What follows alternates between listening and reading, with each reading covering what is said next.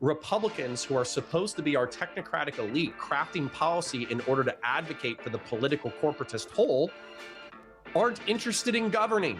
Well, we have currently techno-feudal monarchs. We have limits on the way that you can own and operate firearms, heavy machinery. Yeah, but hold on. All of those limits are only limits because they inflict on someone else's freedom.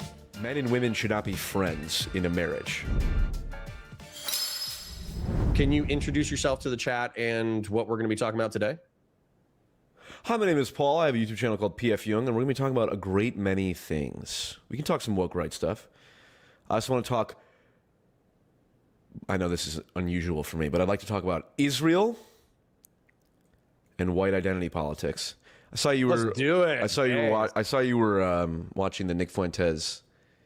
Yeah, I'm gonna have to watch it again on Monday because basically I didn't get into it as much as I wanted to. I was kind of excited about the content. We really only got into like intros or whatever, so we kind of got his autobiographical story, and then we kind of got into like the nuances, I suppose, of his geopolitical position. But that's where that's only as far as we got. We didn't get into the meat and potatoes, unfortunately. I'm not going to be able to turn that into a segment. Well, you know, if cancel culture wasn't a thing, you wouldn't have created Nick Fuentes. I don't think that's true at all. I think Nick Fuentes would have done exactly what he did regardless of cancel culture. You think so? I think if anything, cancel culture has made him stronger. But he still would have done the same thing. Of course, yeah, I'm saying of course cancel culture made him stronger. Cancel culture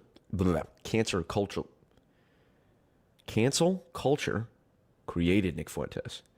Yes. Nick Fuentes, I actually do believe at least some of the story of, he said he was like just some, typical libertarian conservative or whatever he was at 19. And then he started asking people about, he literally was just asking questions, like in the honest way of like, why are we supporting Israel so much?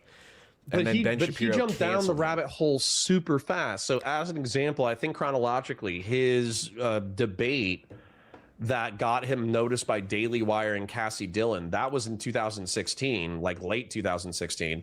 And he was joking as early as 2017 that he was trying to red pill his parents on like Holocaust denial. So like that's what I'm saying. Like, when did he get quoted by Ben Shapiro? What's that? When did he get quoted by Ben Shapiro? I'm sure around then. So maybe his like anti-Israeli, anti-Jewish sentiment started there, but still. Focus Lady gave $5. Hedonic Samuel for 10 says, "Hello, Paul," in JJ McCulloch's voice. Hello, Paul. Okay, but anyways, regardless of whether or not you think that I think cancel culture arguably made Nick stronger because it allowed him, when he was debanked, he didn't quit creating content. He just figured out a way to get money. When he was deplatformed, he didn't just quit media. He just figured out a way to reach his audience, not reliant on major media stuff. That's why he's successful. For every 10 Nick Fuenteses that might have existed, 9 of them quit. Nick Fuentes was just dogged enough to not quit. Sure. And so I understand the sentiment behind people who said that he should be debanked. I understand the sentiment behind people who said that he should be deplatformed. But I think that you and me and a bunch of center-right guys, probably in 2020, 2021, we were all arguing that social media maybe was ostensibly liberal and progressive, but it had strangled discourse so aggressively that the right wing was going to come back with a vengeance. And now we're living in the vengeance of the right wing, particularly after Elon Musk bought Twitter. That's fair. I'm not really... Well, there's many things to talk about. Nick Fuentes' origin story. To the degree that he is giving the honest account, or rather a true account, which I tend to believe because a lot of what he says is like public. You can just kind of like confirm publicly. Like tweets and timelines and all that. Anyway, the point is, listen. I've come to destroy the woke right, Connor. And you are one of Yeah, but you and I don't agree on what the woke right is. Correct. And the reason you and I don't agree is because you are wrong and I am right. Because it is so self-evidently obvious. Everyone knows how I feel. Listen. Everyone knows. Uh-huh. They've all been saying, they all agree, that the defining characteristic of woke is constantly cycling through StreamYard messages to distract me while I'm making my fundamental point. No, yeah. No, I'm cycling through because I read my know. chat chronologically. I I'm know. trying to get through them. You're not you're just doom. That's not reading. Okay, fine. Listen, you do your chat however you want. All right. Sorry. I will scan them with my eyeballs without clicking on them. Okay. So please continue. Thank you. I have ADHD. I don't actually, but I'm going to say I have ADHD and claim a disability, and then what you're doing is actually harming me. My apologies. The defining characteristic of the woke is the accusations of racism or bigotry for the purposes of silencing conversation on certain topics. That is the defining characteristic of woke. No one who we would call woke left is woke left if they don't do that. Right? Like Destiny is not woke. Right? In fact, Destiny would be on the receiving end of the accusations of all kinds of names. Yeah, but right? you've isolated it to a single tactic, whereas I think it's like a plurality of tactics. No, I've not isolated it. I've identified the primary essence of it that matters most. Yeah, I don't agree with your primary essence. So tell me why. Can I walk? Yeah, give me a little bit of rope, okay? So the woke right discourse was started by James Lindsay. And James Lindsay, for those of you who don't know, was one of those guys who came out of academia, and I think he did the something squared controversy where him and another guy submitted a bunch of academic papers to like woke progressives. The grievance studies hoax. Right. And so he effectively trolled academia by getting a bunch of papers peer-reviewed and published that were nonsense. It was like absolute nonsense. Didn't rely on any kind of methodology. Peter Boghossian didn't rely on any kind of study methodology. Didn't rely on anything. All it was like, talking about like how underwater basket weaving was racist, and then they got it published. And so that was kind of how he broke into the scene. And so Jordan Peterson, the intellectual dark web, was kind of a thing around the time. He talked to the Weinsteins, he talked to everybody, and he actually said, like, if I remember correctly, that he actually is like principally a liberal. Like he's principally a liberal. He believes in free societies. He believes in the American experiment. He believes in the American project. However, the left wing has lost its fucking mind. And so as a result, he's going to kind of like drift a little bit right and work with conservatives to attack the far left. So that was his origin story. But what's happened, which I wish he had woken up earlier to the threats of the right, is that by using Trump and the MAGA movement and the dissident right wing as a cudgel with which to beat the left, they either didn't realize or realized too late that a lot of the ethno-religious tribalism, a lot of the grievance politics, a lot of the conspiracism that's common on the far left is mirrored in the far right. And that Donald Trump himself deals in grievance politics. Donald Trump himself deals in identity politics. Donald Trump himself deals, the MAGA movement itself uses a lot of woke tactics, including public cancellation and public shame, in order to basically throw a tantrum until they get what they want. And so that's where my definition of woke is infinitely broader than yours, where I would include MAGA, and I would include Nick Fuentes, and I would include the dissident right as a part of the woke right, 100%.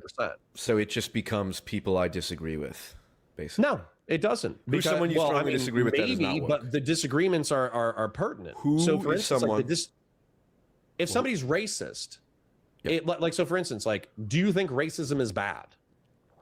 Yes, I think racism is bad. Okay, so we live in a free society, and we should probably have a conversation about racism. So if I call somebody a racist, but I'm being descriptive and I'm not trying to eliminate their platform, but I'm trying to have an earnest conversation about how I'm identifying them, am I being woke by calling them racist? No. Or fascist? No. Who is someone that you very much disagree with that you would say is not woke? Can you name one? Someone I very much disagree with who's not woke. Probably Destiny. Also Hutch. Also Ryan Mullally. Also, these are all classical Jeb liberals who defend the same liberal system. Jeb Tan's a conservative. Ryan Mullally is constitutional conservative. Can you be anti-liberalism and not be woke? No, I think if you're anti-liberalism and you use woke tactics, you're woke. Well, hold on. Woke tactics is. I'm saying woke tactics is the fundamental thing. Not the philosophy is like. Look, people say, the woke would always talk about like systemic racism and like the Jim Crow South and all that. It's like no. I think you nailed I think you nailed it on the head a second ago, though. Can you be anti-liberal and not use woke tactics? Yes. I don't That's think me. So. I'm post-liberal. But how do you, well, you might be woke, so let's talk about that. Oh my God. No, I'm not woke because I don't silence you and call you racist for wanting to. Okay, but what's like things. the core component of how do you define? Because I'm using like capital L liberalism. Okay, I'm talking about the philosophy or the ideology. Yeah. How are you defining liberalism in your mind? Hold on, I'll get to that in a sec. What we're having here is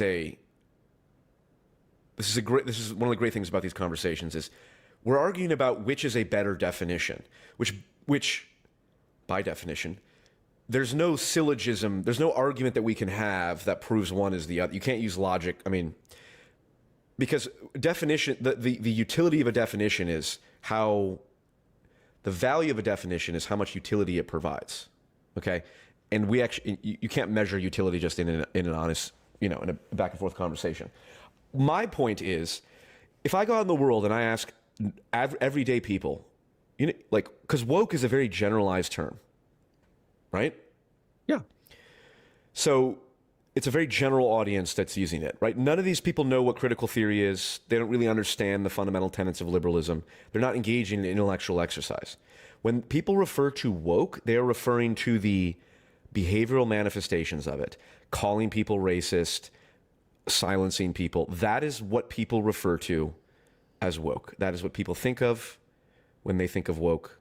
And that is, I think, there's a reason for that. It's the fundamental tactic of the woke. It's less so the ideology. Okay. And so, but while you were saying, as long as people are not doing that, they're not woke. Okay, but something you said made something pop into my head.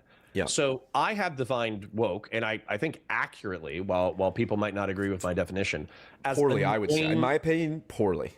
Okay, annoyingly progressive, and what I mean by that is progressivism oftentimes also throws out liberal concepts, also throws out like innocent until proven guilty, also throws out freedom of conscience, freedom of speech, and then it engages in grievance politics and the hierarchy of oppression and all that kind of stuff. What I would say is, so progressive clearly doesn't apply to the right because they're anti-progressive. And so what I would say woke within my framework is annoyingly regressive. And Curtis Yarvin, as an example, Curtis Yarvin, to my knowledge, he doesn't try to cancel anybody. He wants more dissident right-wing ideas. And so within your framework, he's not woke because he doesn't try to cancel any ideas. Correct. However, from my perspective, he's absurdly woke because he's annoyingly regressive because he thinks that it's good to argue that liberalism has failed to the point that we should reinstantiate a new hierarchy of order that involves kind of like a philosopher king at the top and new feudal lords, which is absurd. And it's ridiculous. And it's annoyingly regressive. Yeah, I guess my assessment of what you and other members of the woke right. No, I'm just kidding. God, I hate that. You're not woke right. I hate that with every fiber of my by my own definition, you're not woke right. Woke is just one type of enemy. Yeah. There are many types of enemy. Like religious fundamentalists, I suppose if they're trying to implement blasphemy laws, you can call them woke, but it's sort of because they're trying to silence free speech, but it takes on a particular form. But it's like, look, you play video games, Connor? Of course. You play strategy games at all? Back in the day. You're vaguely familiar with like StarCraft and Age of Empires, right? I don't have enough time to play video games now. Yeah. But I'm familiar with RTSs, FPSs, anything popular in the past 40 years. I'll at least have a reference point. Okay. In RTSs, when you're playing the game, there's different units that you can fight. Spearmen counter cavalry, cavalry counter archers, archers counter spearmen. It's a big rock, paper, scissors thing, right? There's many different things. So when you're fighting your opponent, he might have 5 different unit types. Woke is one of when you're, and if we're just going to say enemies of me or people who I'm opposed to politically, woke is one form of it. What I see happening is usually from liberals is they're just putting everyone in the same category. Everyone who's opposed to me is woke. And I just think you lose the meaning of that in a way that's relevant, because if you're saying if someone's like, wait a minute, Tucker Carlson's woke. Tucker Carlson's big on free speech. Tucker Carlson doesn't call people racist if they want to talk about a certain topic or something like that, right? And which, in some sense, I'm happy to give you as much rope to hang yourself with. It's like, if you want to use a bad definition that limits your ability to get your message across, that's fine. You're a filthy liberal, and liberalism has failed, and I'm seeking to move into a beautiful post-liberal utopia. That's what we need. Let's talk about that. Yeah, that's the next step. So let me ask you a question. I don't view Tucker Carlson as genuinely. Maybe I would have to sit down with the man. But the way that Tucker Carlson operates in my mind is that he was a conservative, and probably like a normie conservative, up through maybe the past 5 or 10 years. And then within the past 5 or 10 years, he probably read Buchanan and a few paleo-conservative people and a few dissident right-wing people. And he was just like, wait, the entire way that our society is set up is backwards. We should not be interventionist. We should not be this. We should not be that. And we've paid all these geopolitical consequences for effectively like neoconservative philosophy. And so as a result, he wants to return to a paleo-conservative perspective, which oftentimes involves like some degree of Christian nationalism, national conservatism, economic isolationism, all that kind of stuff. And so he wants to return to a bygone era, and he's popularized these ideas. I don't think that he has this like dedicated love of freedom of conscience and freedom of speech, because that's a liberal idea. I think that he loves freedom of conscience and freedom of speech because it allows him to popularize his series of ideas. And don't we all, by the way? But that's where I kind of need to ask you what you mean by post-liberal, because let's discuss this in the abstract. Let's not use, because I just want to finish this concept before you give me an answer. When I say liberal, I don't mean blue-haired women, screeching. What I mean is maximal human freedom. And in that way, I think the American project is a liberal or libertarian project. Okay, maybe to clarify on my end, what distinguishes you from a libertarian then? Most libertarian, I would probably be a libertarian, but libertarians right now are anti-statist, and I believe in a state. Okay, but in principle, you agree with the philosophy of maximal human freedom? I think it's an excellent starting place. I don't think it's sufficient, but I think it's a great starting place. You don't think it's sufficient? It's not sufficient, meaning that it's not enough for a rich human life. Well, we agree on that. Okay, let me ask you a question. If someone wants to watch AI-generated CSAM, in which no children were harmed in the making of it, should they be allowed to do that? No. Go on, Mr. Libertarian. Don't they have the freedom to do so? No. That's where, again, I welcome to the woke right, Connor. No, I identify with the philosophy of Burkean conservatism. Okay. I'll skip the history lesson. But Edmund Burke is the philosophical founder of conservatism in the modern era. And he said that you defer to social institutions because social institutions have centuries or millennia of human wisdom imbued within them. Okay. And actually, somebody in chat brought this up. I was unfamiliar with Chesterton's fence, which is like, don't remove a fence. Thing. Yeah. Yeah, don't remove a fence if you don't know what it's keeping out. Right. Right. And so for me, Doobie $10 says this might be the worst argument I've ever seen you try to make. Doobie, eat my whole dick and balls. Anyways, so this is a family show. Okay. Apparently not. So anyways, my point though is I'm a liberal in that I think that maximal human freedom is a good place to start. But the problem with liberals, especially modern liberals, is that they put no guardrails on what a human life should be, to the point that they make excuses for AI generated child porn, as long as it doesn't hurt anybody, or heroin addiction, or grievous drug addiction, or risky behavior. That's where liberalism fails. Okay, but hold on. And I'm not saying you're wrong. I'm looking for clarification because I made a video called Jordan Peterson and the End of Classical Liberalism, or something effective like Jordan Peterson taught people to reject liberalism, which he has. My post-liberalism is rooted in the Jordan Peterson philosophy that he established, the acorn of anti-liberalism that he placed inside my soul. And I cited Edmund Burke. The restraints among men are to be reckoned among their rights. He says the restraints as well as their liberties, something like that. Okay, so to me, this is the opposite of what you just said. What? Do you want to do like 5 minutes of reading your chat and then 5 minutes of coming back to me?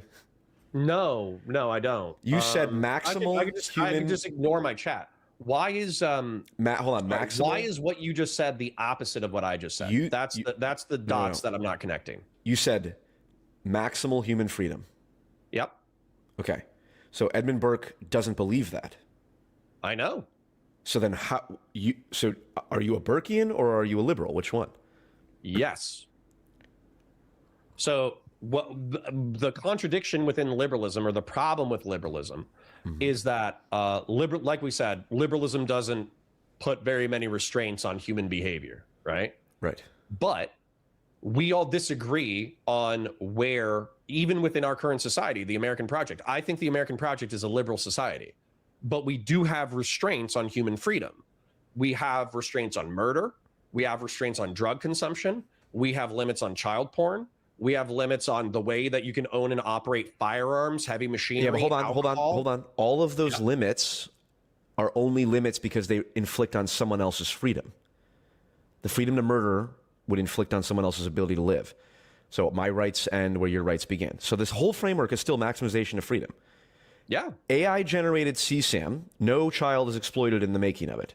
Or you could just say, like, making a video game where you play as some person that does horrible fucking things. No one has to be exploited to make that. What is the liberal argument against that? Well, number one, I'm not a pure liberal. But number two, I just think liberalism is a decent starting point. As a matter of fact, fair, I agree. Liberalism got us this far. It's pretty good. Right. So I'm also one of my problems with liberalism or libertarianism is it roots everything at the individual level. Like, your perspective is from your state of consciousness, the way you interact with the world and all that kind of stuff. And that's decent because ultimately we experience reality through consciousness. However, we are communal beings. Correct. So collectivism based. Right. So I don't want to jump to collectivism, because collectivism says that you must subordinate yourself to the collective. Sure. And if something is bad for you on an individual level, but good for the collective, it's your moral duty to sacrifice. Whereas communitarianism understands the balance between the individual and the collective. And it says that we are individuals, but we are also a communal species. And therefore, we must negotiate the limits between collective duties, responsibilities, and privileges and power versus the individuals. Now, it's very like that's kind of nuanced to explain. But if there was, like, I agree, 1,000%. Communitarian, Burkean, Republican, liberal hybrid of ideas, that's what I would be. But the problem is I have like 7 different ideologies that I'm smashing together. And then, sorry, real quick, Doobie's being a dick. If you only like freedom of expression because it allows you to spread your belief system until it bumps against something else you dislike, which you then censor, how are you any different from Tucker? I never advocate for censoring. I think you should be free to have dog shit ideas. I also think that I should be free to call people R-slurred. Okay, anyways. So first off, I totally agree with your communitarian. We should start calling ourselves something like maybe communitarian is kind of long. How would we call ourselves, like communist or something like that? I think that would be good. Okay, here's what we call ourselves: the Coggers, the community of grill hottists. We're radical. Hottists. Oh, I see. Okay, we're radical about you having a normie life. Okay, but hold on. I'm still somewhat confused, and maybe because when I say the word post-liberal, it invokes some ideas in your mind that don't actually that are not the ideas I hold, and it worries me. Okay, so the reason I'm sympathetic to post-liberalism, or it doesn't mean I reject liberalism. For example, you can be an atheist and also believe that murder is wrong.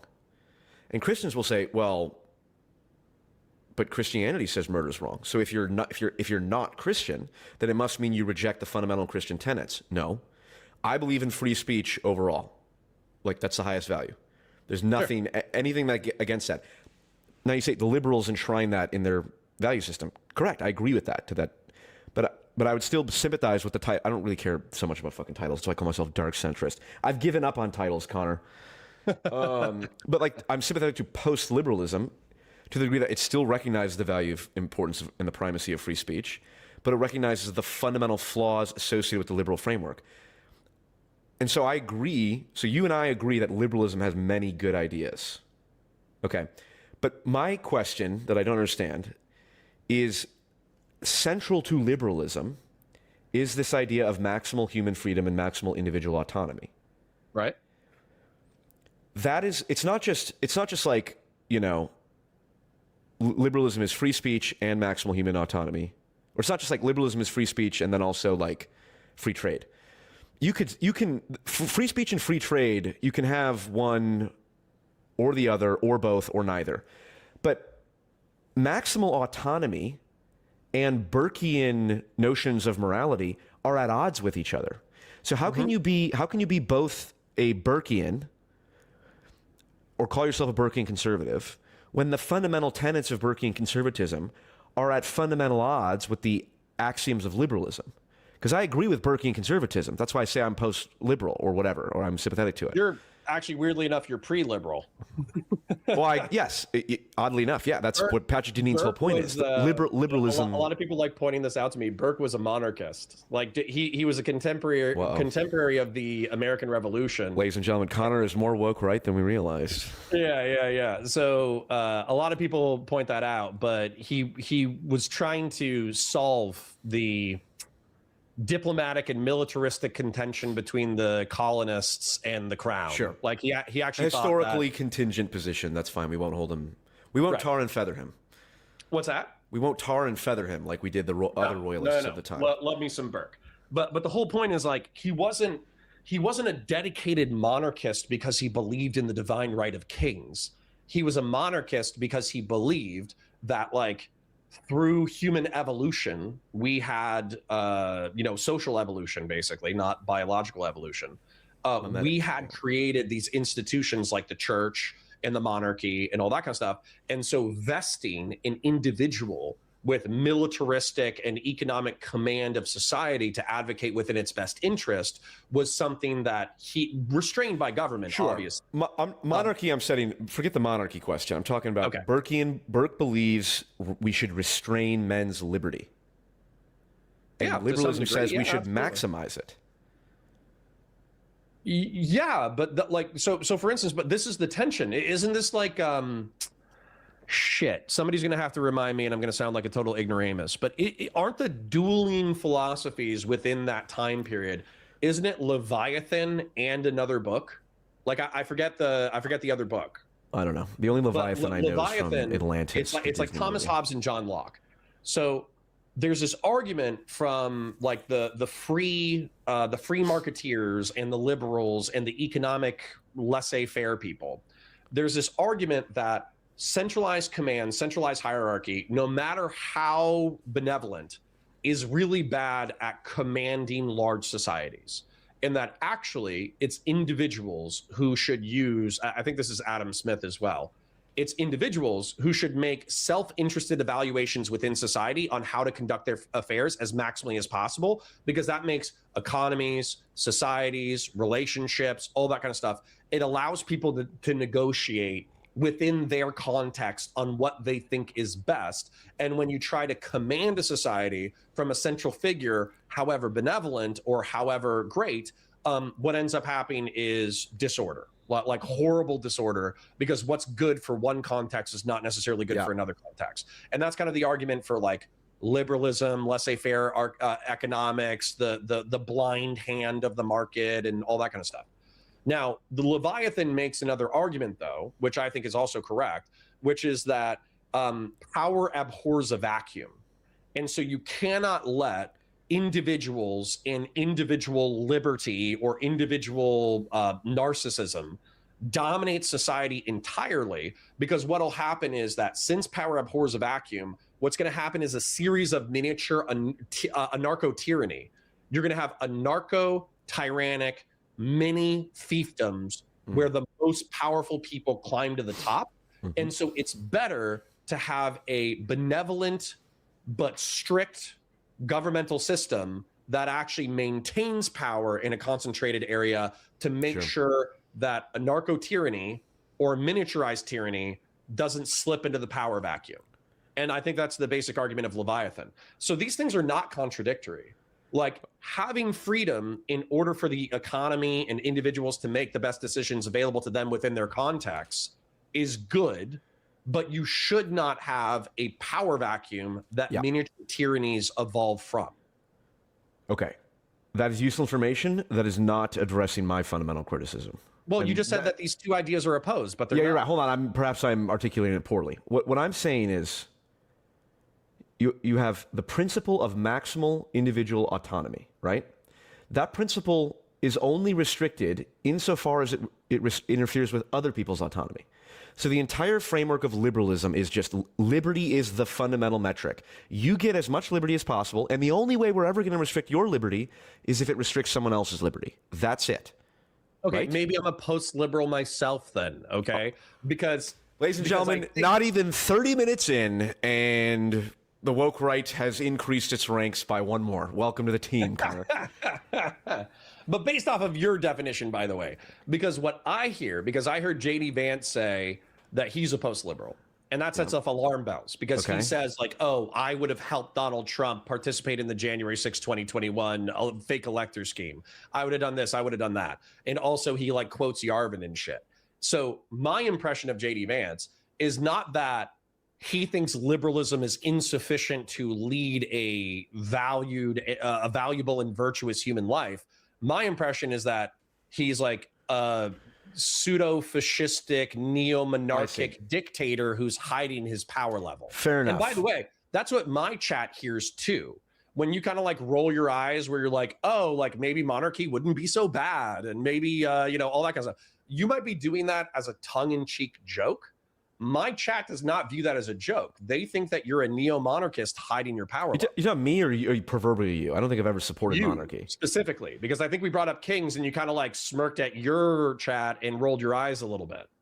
Well, we have currently techno-feudal monarchs, so it's not that much different, I don't think. I think Elon Musk and I think sweeping for us to move in that cultural direction.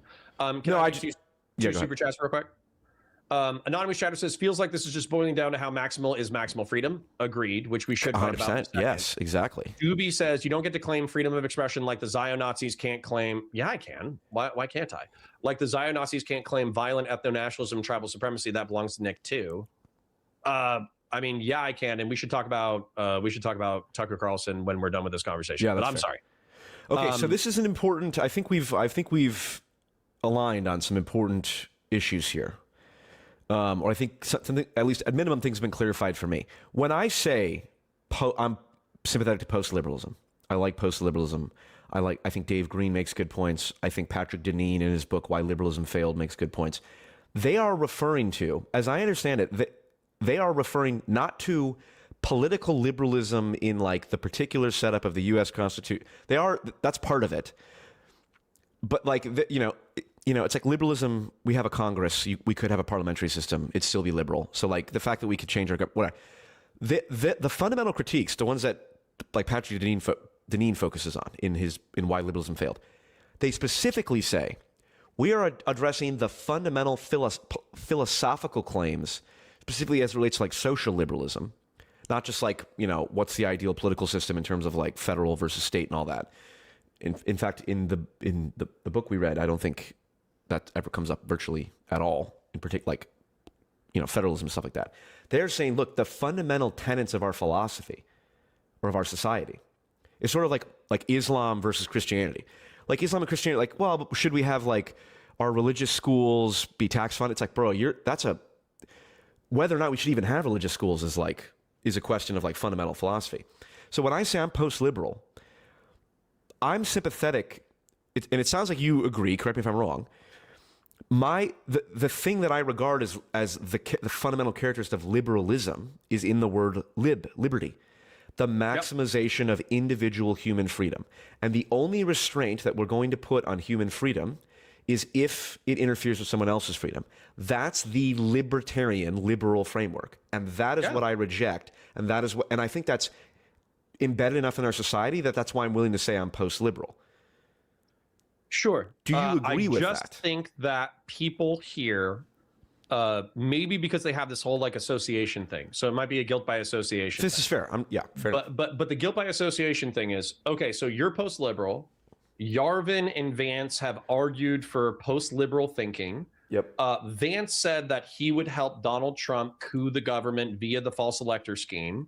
And Yarvin has argued for new monarchy.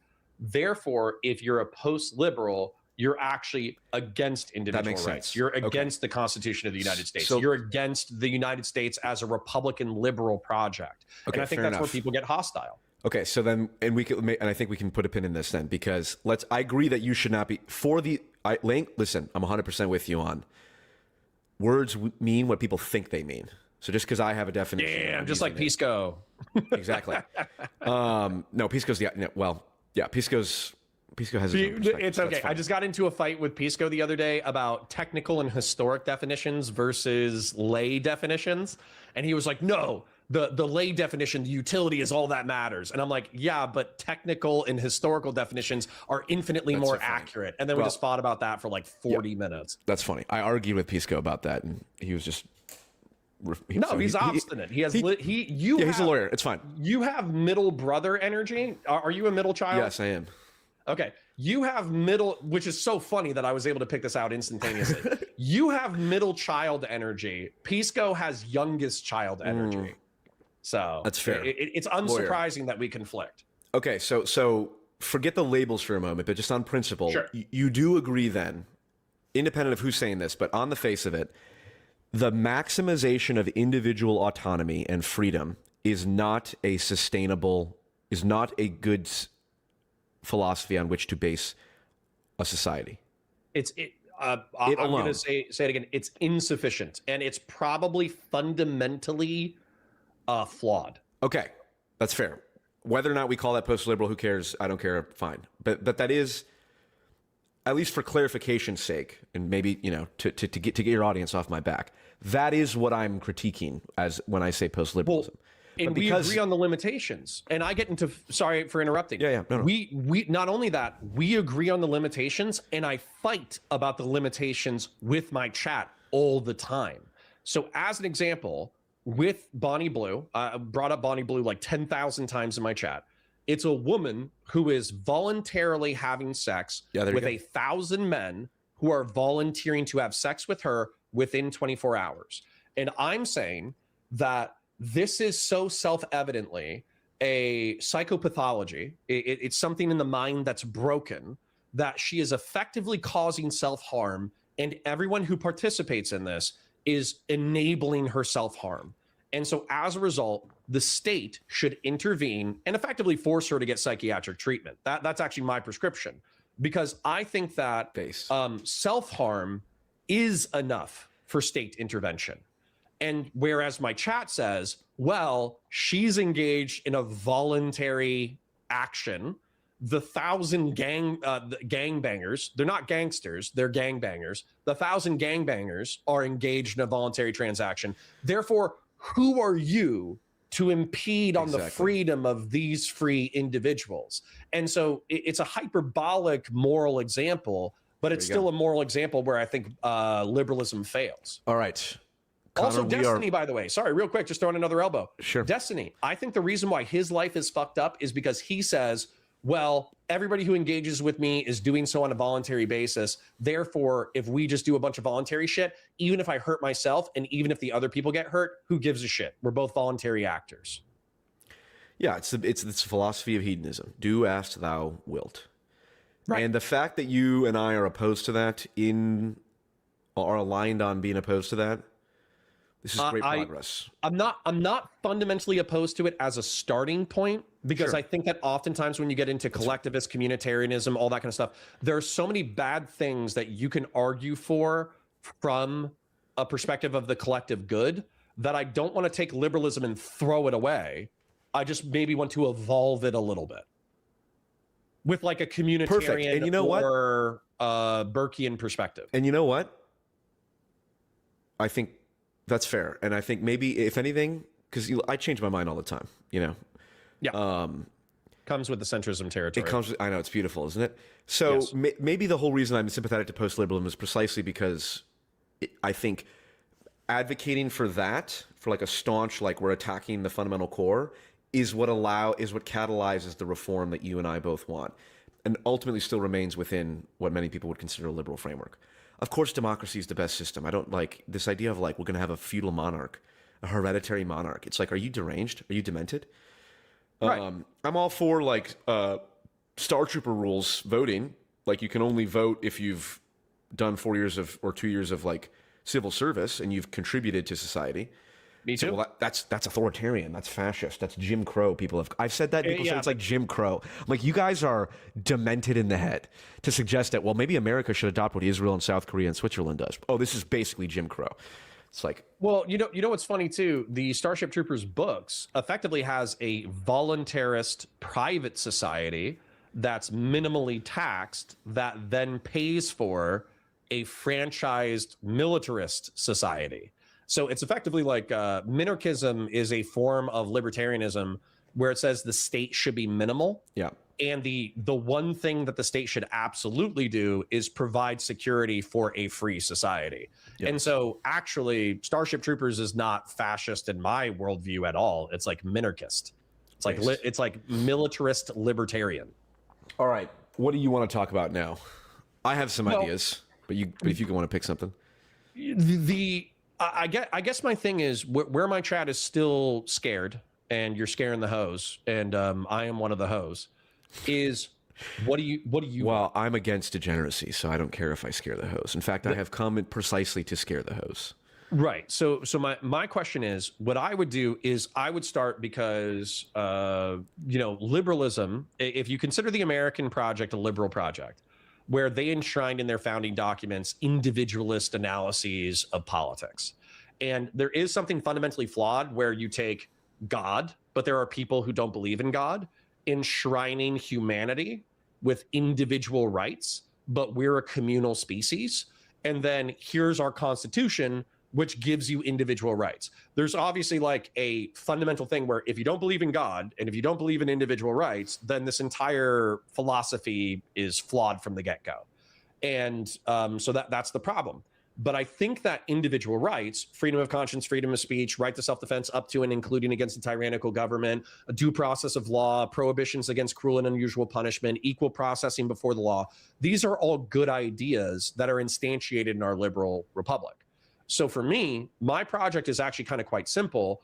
I'm trying to remind people of the strongest form of conservative philosophy so they live better lives, because nihilist liberal hedonism is ultimately bad for you. Mm-hmm. I'm failing in that project because it's not a very sexy project, but I'm trying. And then realistically, I would like to push the zeitgeist to a communal understanding of the human species, because a lot of the liberal, degenerate, nihilist hedonists are individualists. And then a lot of the collectivist, authoritarian, murderous shitbags are collectivist, whereas communitarianism understands that there is a tension between the individual and the community, and along with rights come duties. So that's kind of what I'm pushing for, dude, failingly. So I guess my question is like, that's what I want to do. I don't want to abolish the liberal framework. I don't want to destroy the liberal framework. I don't want a king. I don't want a dictator. I also don't want liberal nihilist hedonism. So that's how I'm pushing society. What do you want? The exact same thing. Your project. The exact same thing. Okay. So you don't want to destroy our liberal constitution? No, not just to evolve the understanding of it so people are better human beings? True, and perhaps alter it significantly. It doesn't mean destroy it. Like, for example, I don't think, I mean, I don't know. People, there's pros and cons, but like, we could have a parliamentary system.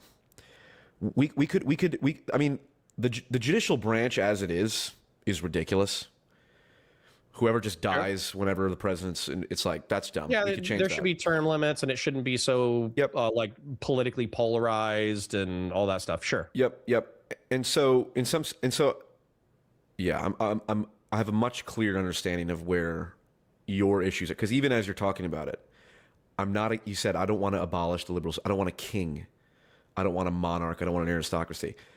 And that to me I agree. I don't want any of that. That's not what I'm critiquing with. I'm not critiquing the political structure of power in the United States. You're just saying there's a fundamental flaw with liberalism as a philosophy. Right, which along that dimension, it sounds we agree. You don't want to. You dislike the term post-liberalism because it seems to imply, based on the fact that other people who use that term do think this, that we need a monarch or something like that. Well, right. People wonder what your limit is, and since Yarvin himself is kind of like a neo-monarchist, they just presume that you're hiding your power level, that you actually do hate liberalism and constitutionalism. You want to upend the entire system and reinstantiate some kind of benevolent dictatorship. Yeah, which will quickly devolve into malignant dictatorship, because that's fair. Now, I suppose the degree to which I could maybe the reason I'm not as opposed to I don't dislike Yarvin as much as you do, or like Dave. I don't even know if I dislike Yarvin. I probably just have like, I'm hostile to him because I think he's hostile to the American liberal constitution project. That's fair. I can see the argument that our current institutional system is so ossified and stagnant that you actually do need a strong authoritarian leader to temporarily take power and then change the Constitution. What I thought was funny about the last time we talked is you brought up FDR as a transformative pseudo-authoritarian person who bullied Congress and bullied the judiciary and threatened to pack the court war explicitly. Powers to do anti-constitutional actions. And you're like, is this guy fascistic? And I had to be like, no, political corporatism and flexible authoritarianism. And you're like, well, hold on. He was advocating in the political corporatist interest, and he was beefing with, like, he used flexible authoritarianism to a maximal degree without destroying the government. So is he fascistic? And I was like, maybe. So, yeah, and I need to do more research in that whole era and right, because that's the main argument. So the whole thing about that is that Teddy Roosevelt was a transformative figure as well. Abraham Lincoln. Abraham Lincoln was a transformative figure as well. I think my frustration with what you're saying, though, again, it's kind of the same thing with the Yarvinite stuff. It's not the description of whether or not America is ossified. That's one of my chief complaints. One of my chief complaints is that Republicans, who are supposed to be our technocratic elite crafting policy in order to advocate for the political corporatist whole, aren't interested in governing. They're not interested in creating technocratic policy that actually makes the world a better place. They're interested in doing tax cuts and getting paid. That's what they're interested in. So if the entire society goes to hell in a handbasket, but the elites still get to live in gated communities and make millions of dollars and hang out with their rich friends and go to fancy dinner parties, it doesn't matter if the average American is working for $8 an hour at Dollar General and can't afford anything. So yeah, like, I agree that our society is ossified, but my problem with your descriptive analysis being correct is that Donald Trump is not the solution. If anything, Donald Trump is exacerbating. Oh, don't get me started on how zogged out Donald Trump is. Okay, we agree. Because oftentimes people use that descriptive reality as an excuse to make as an excuse to sweep for Donald Trump. Sure, but I am open to the idea that you do need a transformative, how you described it. That's a much better way than fascistic. Transformative leader who engages in fascistic like behavior for the purpose of saving democracy. Which, God, I sound like I'm on CNN. We have to kick Donald Trump off the ballot to save democracy. Donald Trump should be opposed in the purpose of saving democracy? That's what I know. That's why I said I sound like CNN. We need to kick Donald Trump off the ballot in order to save democracy. I do think, look, the whole idea of, like, the elites like democracy, but they don't like populism. It's like, well, right. No, what happens when populism becomes democracy? Why I always say democracy is the worst form of government, except for all the other ones. And that's but that's my frustration with the Yarvinite prescription of a benevolent dictator, is that he and a whole chunk of dissident right-wing philosophers thought that Donald Trump was their guy. They thought because he was transformative, because he tapped into the economic populism, because he promised them pizza for lunch every single day and ice cream Fridays 3 times a week. They thought that he was going to be the guy. And then he turned out to be a false prophet. I could be really, really, really mean about it, but I'll just leave it there. And so that's, in my opinion, that's what happens with benevolent dictators. For every Marcus Aurelius, you have a Commodus. For every Alexander the Great, you have a Ptolemy. For every Julius Caesar, you have a Nero. Like, that's the problem with concentrated power. True. You can say the same thing about democracy. For every Abraham Lincoln, you get a Donald Trump, or you get a No, I mean, I don't like democracy, but it's the best one. I agree. You and I agree it's the best one, except for all the others. Well, but that's kind of why I like republicanism as a hybridization between the elites and the lay people. Because the lay people, you know, if you look at direct democracy in the Greek sense, direct democracy was responsible for the suicide of Socrates, because 5149 voted for Socrates to kill himself, and there was no legal prohibition against the state compelling you to commit suicide. So direct democracy is clearly not great, because we could just vote 5149 and fuck shit up. What I like about republicanism, you know, the rule of law, is having technocratic representatives craft legislation that's good for society, that's difficult to overturn. We seem to have done that relatively okay throughout the 19th and early 20th century.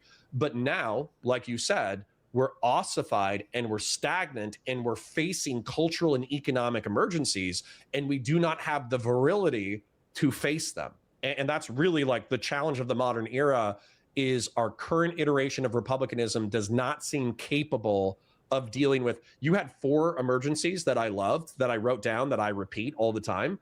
It's like transformative technological change, demographic change, the dissolution of the social fabric, and then I always forget the last one. Wealth inequality. Probably because I'm trying to sweep how much I care about wealth inequality. But the whole point is that those 4 things are effectively sociocultural economic emergencies, and it does not seem like our governance is capable of dealing with them as problems. Fair enough. Then, Connor, where in God's name do we disagree? Because it sounds like you and I are the new online woke right. Well, and I love it. What I disagree with is typically I feel like your rhetoric sanitizes and normalizes dissident right-wing thought, whereas a lot of dissident right-wing thought they can nail description. Prescription is dog shit oftentimes. Agreed.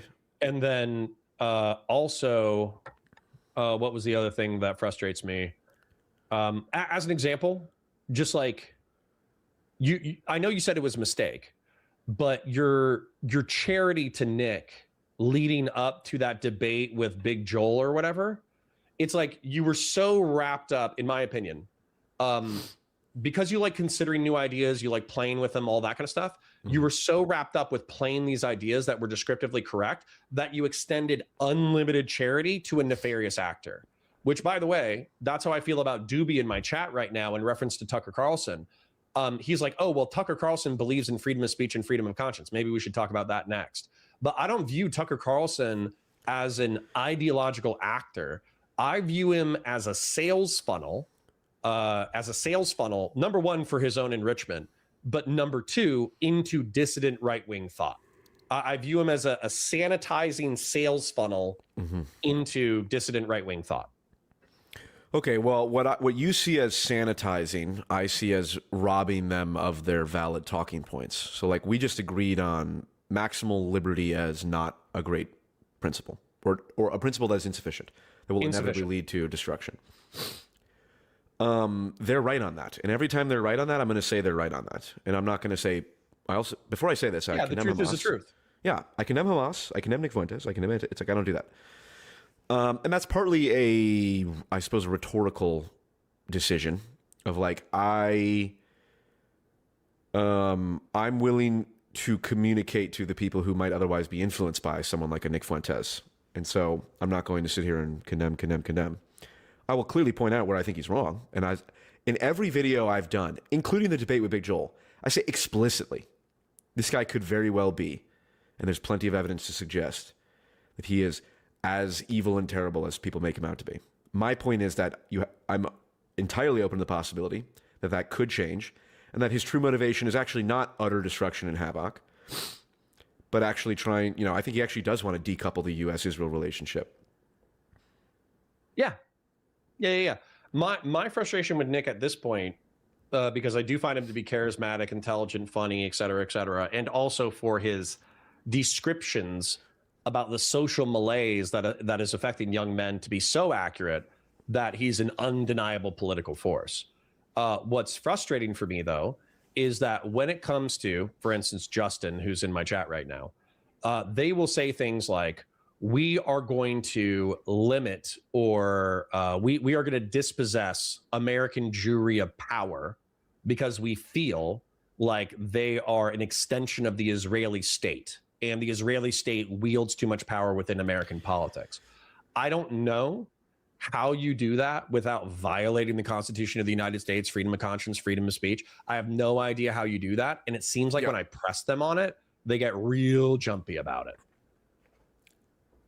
Okay, and so you think that what ultimately the goal is what, expulsion of American Jews? I mean, I don't know how else you dispossess Jewish people. I'm not sorry. I said that in a tone as if I don't believe that they believe that. For sure, there are people in Nick Fuentes' audience who want that and more, no doubt, no denying that. But the vagueness is what puts me off of it, because I think that if Nick interacts with a mainstream figure, he can be like, oh, well, I'm just talking about criticizing the Israeli state. I'm just talking about criticizing collectivized Jewish power used in the United States to advocate for the Israeli state. But then when he goes back to his audience and he says, oh, we need to dispossess Jews of power. Oh, we're fighting in a holy war and they want us to die in a holy war. We're going to make them die in a holy war. He can go back and say all those things. And then effectively the Christian nationalists who would be Nazis, except for they're Christian, they can hear what they want to hear. They can read into the tea leaves what Nick means by that. That's fair. You have worked with Democrats whom you fundamentally disagree with on some issues in order to get things that you think are important done, correct? Yes. So it's a valid strategy to say, I'm willing to, I don't even know what, see, and this thing, we're commentators, so we're just fucking shitting out in the wind.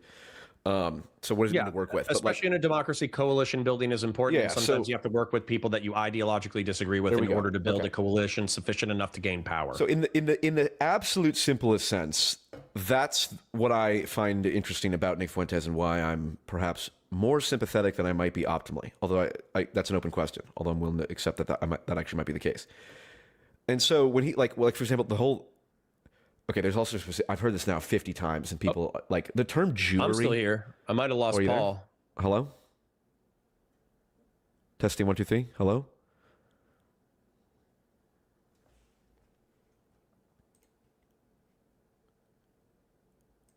Hello?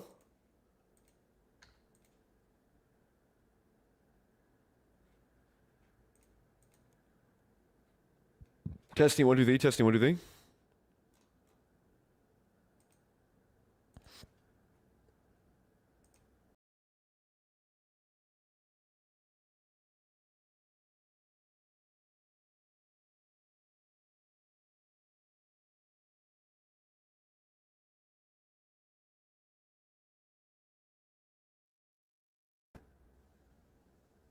Hey. Good sir. Hey, sorry about that. Is everybody back? No. I'm back. Can you hear me? You're back. I'm back. Okay. And then chat, are we back? Dude, we're so back, bro. Yes, everybody's pointing out that my dogs like to trip up my internet stuff. Are we back? You're back. Wait, Rio Connor killed Frozen Connor. We back. You back, Kay. We're good. Okay. Okay, sorry. Organized Jewry. We're talking about coalition building. This is a side note. The term, I didn't know this. I also would, listen, I'm fully aware of the importance of vibes, okay? The word Jewry sounds like a word that literally only a Nazi would ever use. Sure. That term is used, like Christopher Hitchens uses that word. Jewish people use that word. The word Jewry is like, it's like Christendom or whatever. Okay, so there is and it's not like I don't understand. Like, we have to oppose organized Jewry. It's like, that's just gross. It sounds gross on the face of it. Sure. However, steel manning, there is absolutely American Jewish interests whose primary loyalty or in interest is to Israel that should be opposed. Larry Ellison is the head of Oracle, now the chairman of an owner of Skydance Media, basically owns CBS. His son is the CEO.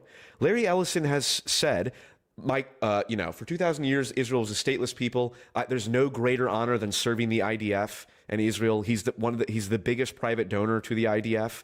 It's like, that is a problem when, if you agree, which is, we've talked about this last time, it's like, if you believe that Israel and the United States do have fundamentally opposed interests in many ways, which I believe we do, like, for example, the settlers, the fact that the U.S. has not cut off aid to Israel to stop the settlers is an indication that we have a lopsided relationship with them. Then yeah, I think we do need to oppose people whose American citizens who prioritize the interests of Israel in a way that I believe is negative. I think we should oppose that.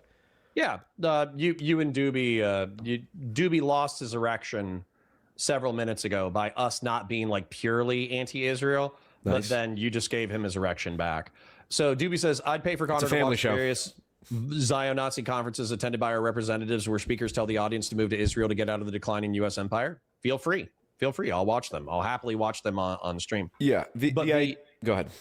What in my view, okay, what I analogize it to that is like my mild loyalty to Ireland, right? Like very, very mild, very tepid loyalty to Ireland. Like but effectively my story, or at least my family's story, is that we were Irish bog dwellers. We lived in the mud flats. We raised potatoes and ate cows and hunted on the king's land and poached his geese in order to survive and all that kind of shit. My granda was a farmer. But what ultimately happened between the Irish and English relationship was one of dominance, where the English came over, kicked the fuck out of the rebels, banned the Catholic Church, murdered people, seized territory, and then put everybody into a peasant status. If you were an Irish Catholic Celt, you were in peasant status for hundreds of years. And then in the 19th century, you were starved to death because they actually use like social Darwinist argumentation in order to say Irish people have so many kids that if we starve a few million of them to death, no big deal. They'll just bounce back as a population. Don't worry about it. And so looking at that history, when it comes to the Irish resistance in the early 20th century to build an independent republic, when I look at the troubles of the 1980s, I do disavow the terrorism. I do disavow murdering adolescent royal children in order to kill like a duke or a king or whatever, not a king, but like a duke or something. I do disavow all that shit. Yeah. But I probably understand it the way that the Palestinian people who are not pro-terrorism understand the Palestinian struggle. They're like, what are we going to do? You've been taking over our territory. You've been kicking our asses for centuries. You don't let us have an independent government. Like, what are we supposed to do? I'm sure that's the way that a lot of Palestinians feel about the Palestinian cause, even if they specifically disavow jihadist terrorism. Sure. So when it comes to my sympathy for Ireland, I could think about how, if it's true, if the Holocaust is true, which I know my audience is like, of course it's true, but if it's true, that 80 to 90% of European Jewry was wiped out. 6 million Jews were wiped out, which was a third of the Jewish population of the planet.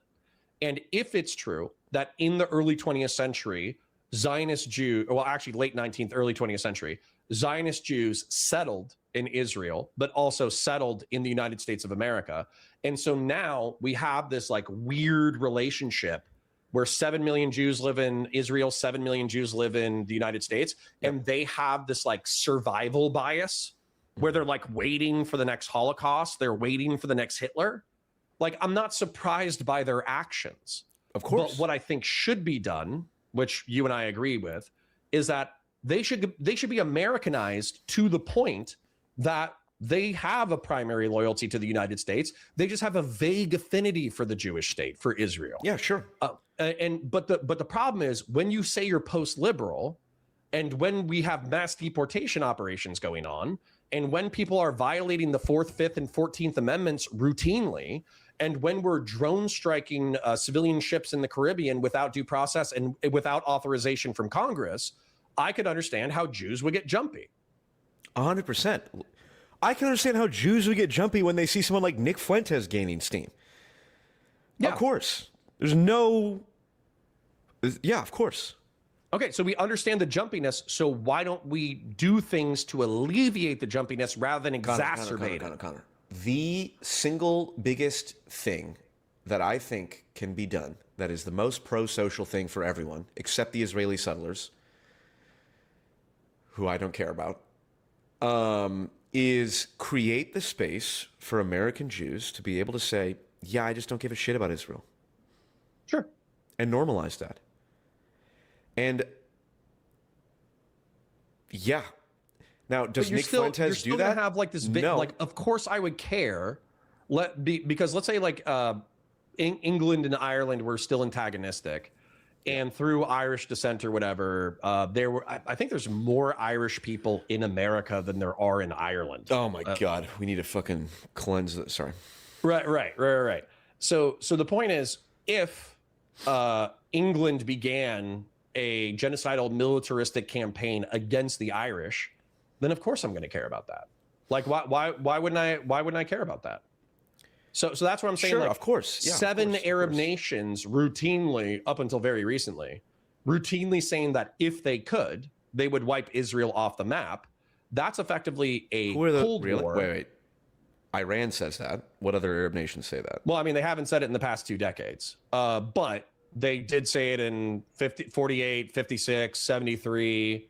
And they also have financially and logistically supported Palestinian freedom fighters, we'll call for the sake of this conversation. Well, so did Netanyahu, but that's a separate point. Yeah. I agree. Look, I guess I view it like, I need to come up with a good, simple analogy to explain this, because it characterizes literally how I see every political dispute, and yet I don't have a good way of describing it. It's essentially, look, it's like, I think the biggest cause of anti-Semitism nowadays is Israel. Israel's actions. Sure. The Jewish state saying it's a Jewish state. We're here on behalf of all Jewish people. Oh, by the way, here's Ben Gvir saying the rights of Arabs matter more than Palestinians. Oh, here's people saying, Ben Gvir also, having a shrine to a mass shooter in his living room who shot up 30 Palestinian women and children and killed them. Oh, maybe this guy is not good. Oh, maybe a government that is in coalition with literal people who are as bad as Hamas is not a good idea. Okay. Yeah, I'm not going to raise my kids to perceive Israel the way that I perceived Israel, right? And in the way that I perceived Israel, Ben Thorpe says, "Hey, what's up? When are we going to debate again?" I don't know. What topic you want to debate?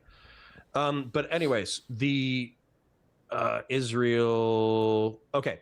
I'm not going to raise my kids to perceive Israel the way that I perceived Israel, because the way that I was raised to perceive Israel was the post-World War II enemy narrative. of the West? Oh. No, not that. But the post-World War II narrative, where effectively the reason why the Nakba, the wars of expansion, all this stuff, the reason why all that was justified was because of the Holocaust, right? Which actually doesn't make a whole lot of moral intrinsic sense. It makes material sense. It doesn't make moral sense. Like, why does 6 million Jews getting wiped out in Europe mean that you get to ethnically cleanse people during a war at the formation of the start of your country? Yes, this is the post-war consensus. When people talk about the post-war consensus. Right, but I'm also sympathetic to Israelis who say, well, there was already tension throughout the entirety of the early 20th century where we settled in Israel, which actually the population was not that big in Israel. We bought these lands from Ottoman princes. We kicked out the tenant farmers, but the tenant farmers were not the property owners. So we actually owned this territory, and we intentionally created a body of Jewish people in this location on purpose through legal means. And then when we declared our independence, everybody attacked us simultaneously. So what were we supposed to do? Now, maybe not rape, murder, ethnically cleanse, et cetera, but I understand the material circumstances that led to the Nakba, and people derisively call it the reverse Nakba, but I also understand, but I actually think that's an okay thing to say, because during the Nakba, the Arab states expelled the Jews and all the Jews collected in Israel. So what were they supposed to do, right? Were they supposed to march to Europe? Your middle child syndrome is on display here, because you and I can have empathy for both sides. Yes. Okay. The question is, listen, nobody loves discussing the Jewish question more than I do. Okay. Which is what this is called. Really, the important question is the Nick Fuentes question. Okay. This is the Nick Fuentes question. Maybe, but Nick Fuentes' biggest question is the Jewish question. Yeah. Okay. Yes, that's fair. To the degree that Nick Fuentes draws attention to legitimate issues, and to the degree that those legitimate issues are leading to more anti-Semitism than Nick Fuentes himself is causing. Like, Nick Fuentes is saying all these things. It's an increase in online hate. Okay, I believe that. I've seen it. It's kind of vague, whatever. The blank check to U.S. or the blank check that the U.S. writes to Israel is the single biggest cause of anti-Semitism. So if Nick Fuentes is able to act in a way that allows that to stop, that will actually be a net reduction in anti-Semitism, because then people, then it's like, okay, well, actually, no one is causing America to write blank checks to Israel. We don't write blank checks to them anymore. That's over. So then Nick Fuentes' number one talking point that he uses to further anti-Semitism is now gone. Yeah, but are we talking about geopolitical blank checks, or are we talking about literal financial blank checks? And then, geopolitical. Sorry, real quick, a chat. Ben Thorpe says, I want to debate the following. It is anti-Semitic to single out the Zionist project as particularly evil when it's keeping with the Western colonial project. Unfortunately, Ben, I agree. So I think that we are beneficiaries of the Western colonial project, and I'm not moving back to Ireland anytime soon. Sure. Our colonial project was in the 1600s through the arguably now, and we won. And there weren't a lot of Native Americans. Most of them got killed by disease, and then the other ones we kind of fucked over. So you won. I concede, Ben. But anyways, the point is that, like, I asked you if you meant financial checks or geopolitical. I think you said geopolitical. Just like blanket support. But I don't think that's ever going to stop. And the reason why it's not going to stop is because when you're talking about 56, 67, 73, all that kind of stuff, the United States had a more tepid relationship with the state of Israel, but Israel also got closer to annihilation, like just physically, geopolitically closer to annihilation. Okay. So if that ever were to occur again, then the United States would probably step in, because it wouldn't want to see a repeat of the Holocaust or a repeat of World War II in the Middle East and North Africa. Now, the good news in that regard is that through the Abraham Accords and through the normalization of relations between Saudi Arabia and Israel, Israel's probably going to be okay in that regard. But then that also kind of means that we might not be specifically writing blank checks to Israel, but the Middle Eastern and North African world is writing blank checks to Israel to do what they're doing in Gaza and do what they're doing in the West Bank, which means that slowly over the next century, Israel is just going to annex and dispossess the West Bank and Gaza.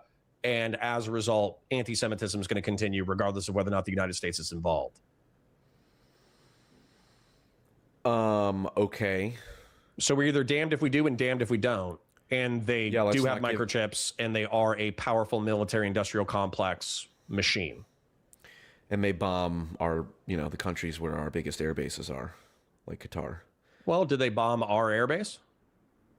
No, but they're making it. They're antagonized. Okay, just look. We'll take the biggest. Yeah, but they back. bombed Hamas 2 billion Muslims for refusing to surrender in Gaza. Yeah, and also the 2 children recently that the IDF said, "Hey, we found suspects. We confirmed they were suspects, and we nuked them." And it turned out to be an 8-year-old and 11-year-old. Whatever. My point is, there's 2 billion Muslims or something like that. Yeah. 15 million Jews. Yeah. I would rather have good relations with the Muslim world than Israel. Okay. But then how would a Jewish person not just say, oh, well, if 14 to 16 million Jews get wiped out, that it's no skin off of P.F. Young's ass. Therefore, Do you he might not be an think- anti-Semite himself, Okay. but he's an enabler of anti-Semitism. Okay, so then this just becomes a fact of the matter question. You think that we're in a position now where 15 million Jews are going to get wiped out?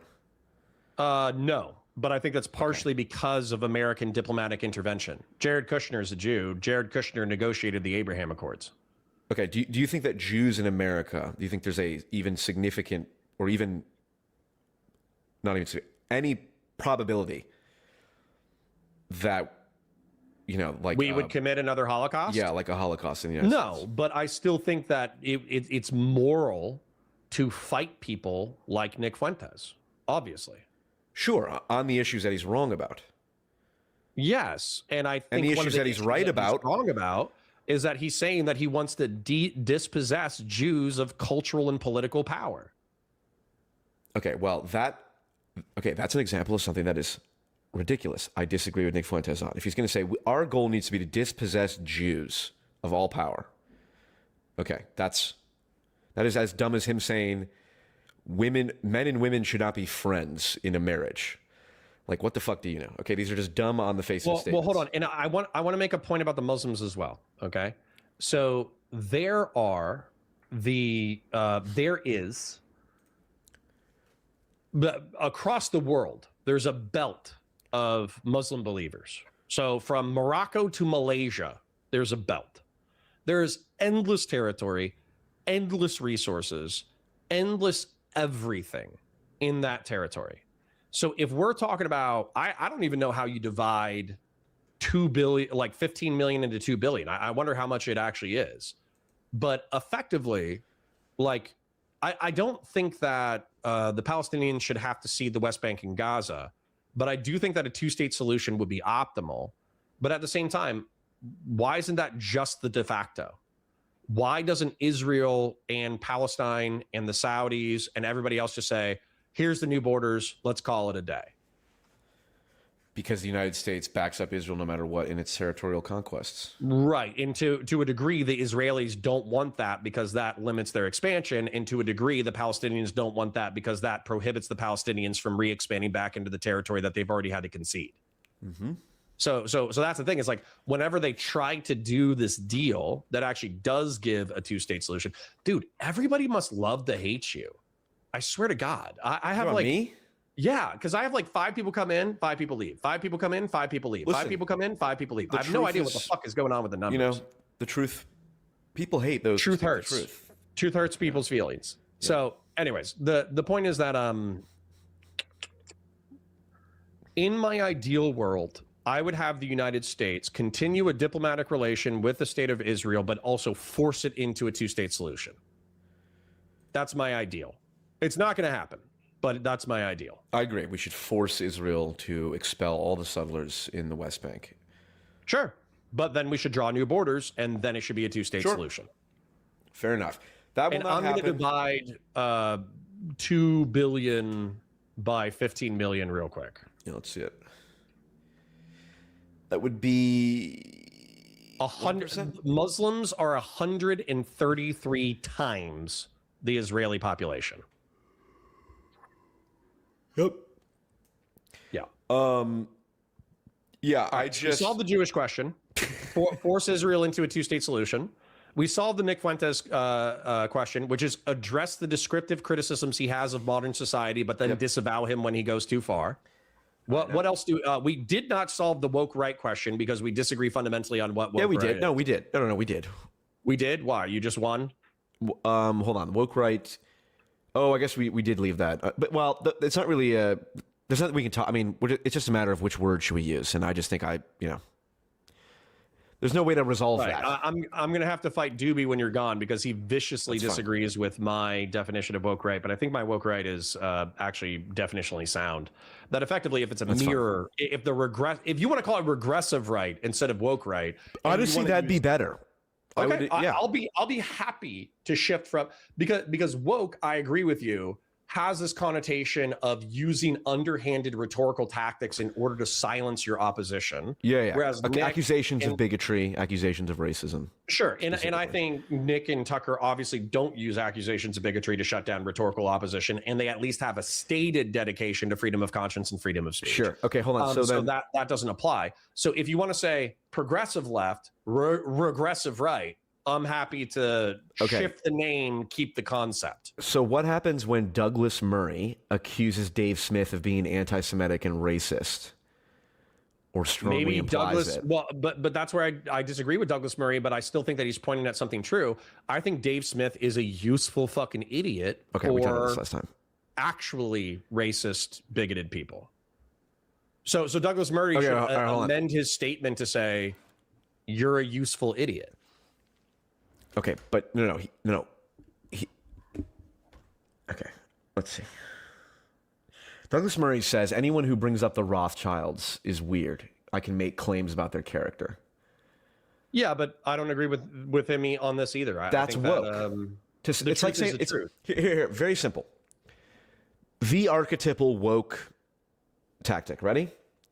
Connor, you bring up, for one reason or another, you bring up black crime statistics. Hey, 3,000 black people are killed every year, mostly by other black people. Yep. I think it's 10,000, but sure. Jesus Christ. Okay. Well, that's kind of weird that you bring it up. You know, there's a lot of racists. There's a lot of racists who like to bring that. You don't deny that there are many racists who love to bring those up, don't you? Maybe I'm a little racist. Okay, but my point is, this is the woke tactic to be like, you're bringing something up. My point is, it doesn't matter anymore. It doesn't work. Like that's actually well, where sure, that's where fine. Douglas That's Murray, a separate question, though. The line of argumentation that I agreed with Douglas Murray on was Douglas Murray said that you talking about Dave Smith. Yeah. You opine endlessly on complex geopolitical and historical issues, and yet you do not talk to the primary participants in these complex historical and geopolitical issues, and you make no attempt to talk to experts in their fields about these things, and yet you routinely talk to morons, like dumbass moron. Okay, I don't think any of that's true. I mean, I've seen Dave Smith debate Coleman Hughes, who's a journalist, a strong pro-Israel journalist who's very intelligent. I don't even know I think number one, I think he got stomped in that debate. Number two, Coleman Hughes, as far as I know, he does what we do with maybe a little bit fewer cuss words. Okay, fine. Well, I'd have to go look and see I don't watch that much Dave Smith, so I'd have to go see who he's talked to. I suspect he debated Josh Hammer. Who's Josh on Hammer? stage. Okay, this is my point. And did he get stomped by an expert? No, of course not, because a true expert would never be pro-Israel. that's a poison. I'm poisoning the well. Hold on. The claim was by Douglas Murray. You're bringing up Paul Wolfowitz, who has a Jewish last name. The fact that you keep bringing up Paul Wolfowitz implies that it's weird that you're doing that. The implication being you're anti-Semitic. You're intentionally fostering anti-Semitism. Okay. That's if woke. you want to say that it's a left-wing tactic to use identity as a way to escape accountability for truth, that's a woke left tactic. I'm saying it's a woke left tactic to accuse someone of bigotry when it is so clearly not the case that they are bringing up something for bigoted reasons. But once again, I think Dave Smith is a useful idiot for actual bigots. Okay. Do you think that he's anti-Semitic? Dave Smith? Depends on how we define it. I don't know how much he gets into the international Jewry memes. Probably not. He probably doesn't have antipathy towards old Jews. Okay. My point is Douglas Murray accuses him of being anti-Semitic or strongly implies that he's anti-Semitic. But Douglas Murray for is a product of the another dumbest generation. fucking thing. Yeah, the woke generation. Okay. Douglas is a little bit older than us. I have to say he's probably like an older Xer. So he's not a boomer, right? So he's not a boomer. He's Gen X. So you have to understand how recent this rhetorical development is within the American zeitgeist. Because in the 1990s, you could not have an opinion in pop culture besides the fact that Hitler was a unique evil within history, that his industrialization of slaughter against Jews, Gypsies, Roma, etc., was one of the worst things perpetuated in all of history. I reject this narrative. That American Not that it military... didn't. I reject the uniqueness of the evil of it. It Sure. certainly occurred, and it certainly was evil. But the idea that it was infinitely more might evil not be than unique. So yeah, well, it's definitely not unique. It's certainly not worse in terms of numbers.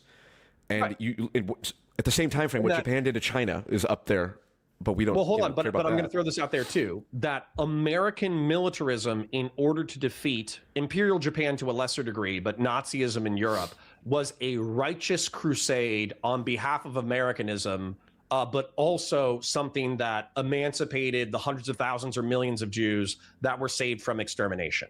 Right? That was the narrative in the 1990s. And if you said anything different, if you question the numbers, if you talked about wooden doors, if you talked about the attempts by Nazi Germany to negotiate with the British mandate in order to relocate Jews to the mandate of Palestine, you're an anti-Semite, and you actually actively rooted for the industrial slaughter of Jews. Post-war consensus You could in not, action. you could not talk about any of these historical truths with nuance without being accused of being a virulent anti-Semite trying to pave the path to a new Holocaust. Okay? What's happened, though, with the explosion of the internet and the inability to gatekeep opinions on the internet is that all the narratives about the Holocaust, all the narratives about, nuances of German exterminationist policy, all of those have popped up within the past 2 decades and popularized on the internet. But that doesn't mean that they're right, okay? What it means is that there was nuance to what happened in the World War II era. Yes. We can compare it to contemporary issues like the Armenian genocide or the Soviet mass murders during the early 20th century. We can compare them historically, and maybe Germany was guilty of industrial slaughter against ethno-religious groups in a relatively unique way in which they professionalized industrial slaughter, but they were not unique in the mass slaughter of human beings. Yeah, people always make that point that it was unique in the industrial scale of it. It's like, how does that make? Okay, true. Not scale, in the intentional industrialization. Yeah. For instance, Armenians were mass slaughtered by the Turks. But to my knowledge, the Turks didn't use the machines of industry to mass slaughter the Armenians. And this is the point that people always make, and it's like, how does that how is putting people in gas chambers fundamentally more evil than mass starving women and children to death? Because they used machines, it's inherently more evil. It's like, no, they're both disgusting acts of evil and genocide. To say one is worse than the other because it happened to be more technological and German autistic in terms of how they fucking. It's like if you walk into a city and just gun down people in their fucking bedrooms and let them bleed to death. It's like, well, this is obviously not as bad as putting them. It's like, what are you talking about? Well, but this comes into a nuance of morality, I suppose, where let's say that because I do think that there's a moral difference to some degree, but the thing is that they're both horrible, right? So if we're talking about a scale of degree, let's say that non-industrial slaughter is a 9.8, and let's say industrialized slaughter is 9.9. They're both fucking awful, right? Yeah, and they're functionally equivalent. One is not, in any way that matters, fundamentally more evil than another. Well, but I think the reason why people point out, and maybe it's to shock the consciousness of modern people, but I think the reason why people still point out in the industrial nature of German slaughter is because, as an example, we actually, weirdly enough, we give the Japanese a bigger historical pass. Yeah. In World War II, even though arguably we maybe shouldn't. We pardoned everyone from Unit 731. Right. However bad you think Joseph Mengele was. Or the Nanking, right? Where effectively a few 100,000 Japanese soldiers were told, hey, you guys just want a victory? Do whatever you want for the next week.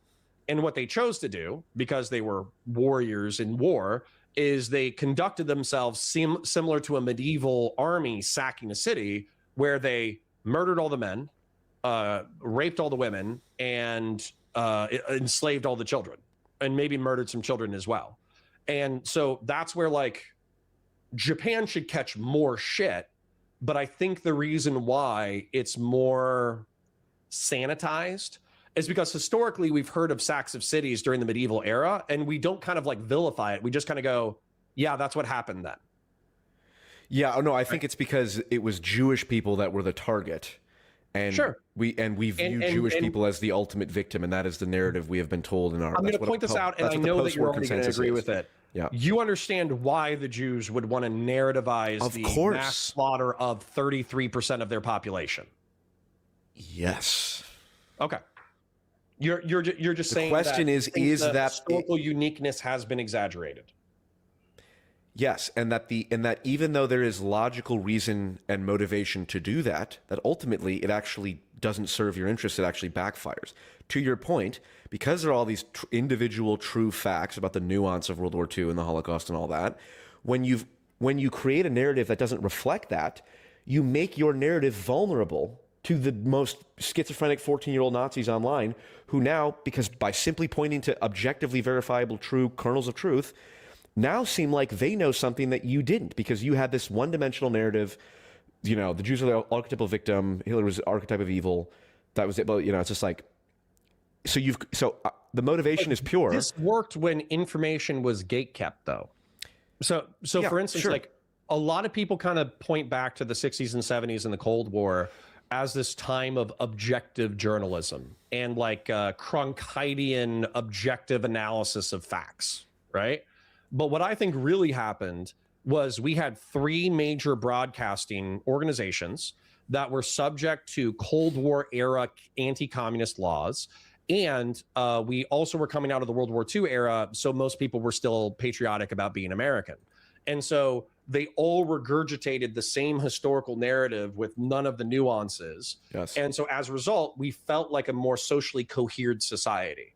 But what happened with the death of the fairness doctrine, with the rise of cable television, and eventually with the rise of the internet, we've fractured into as many political tribes as there are possible opinions.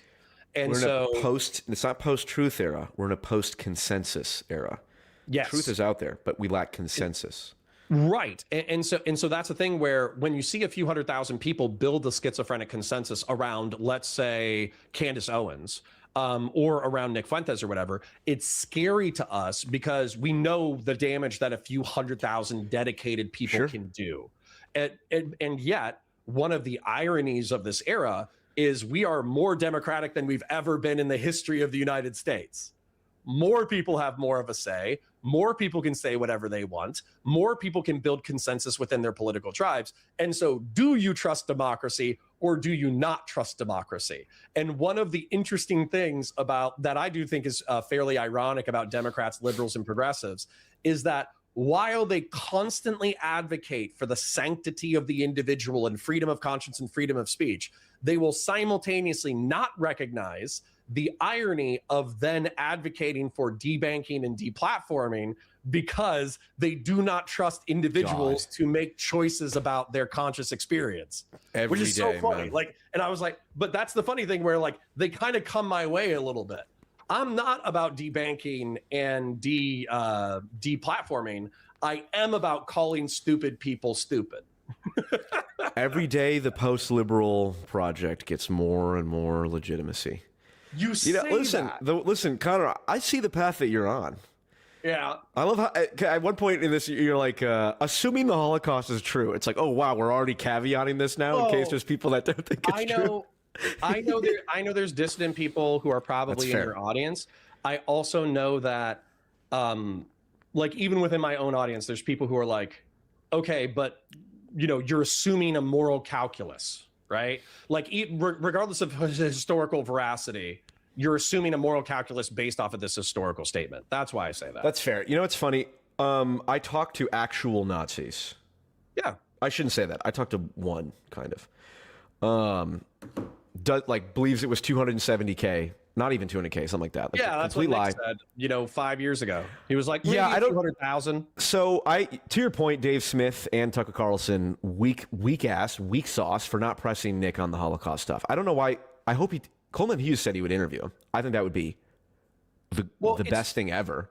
And I hope that he goes, tell me exactly what you believe about the Holocaust. Do you think it's fucking bullshit? And if you do, tell me exactly why. What's your evidence? Because this is like ridiculous. And and all the people you've interviewed, they just kind of ask you like, so like, you know, Dave Smith was like, you think like the Holocaust kind of happened, right? Nick's like, yeah, kind of. I don't really care about it. And he's let him go. It's like, fuck you coward. Like, yeah, and then address him then directly. He lets him sweep. Yeah. So hold on here. Here's the thing, though. But we could make it, at least from my perspective, this is where we could make the argument even more specific, which should at least come out with like a moral prescription. Yeah. So, what is it okay to isolate ethno-religious groups and then kill?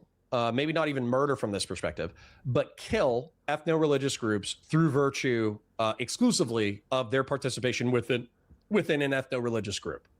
And that should be a yes/no answer. It should be yes, No. There's ethno-religious political beliefs that are so disastrous that we should be able to wipe them off of the face of the earth.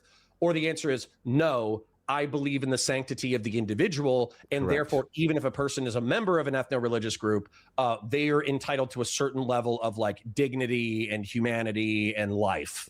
And so that's where, for me, ultimately, it doesn't become about whether or not Nick Fuentes thinks that 300,000 people died in the Holocaust or 6 million people died in the Holocaust. It's about the moral calculation for whether or not the Holocaust is repeatable within his worldview. And I think that's a more important question than debating history.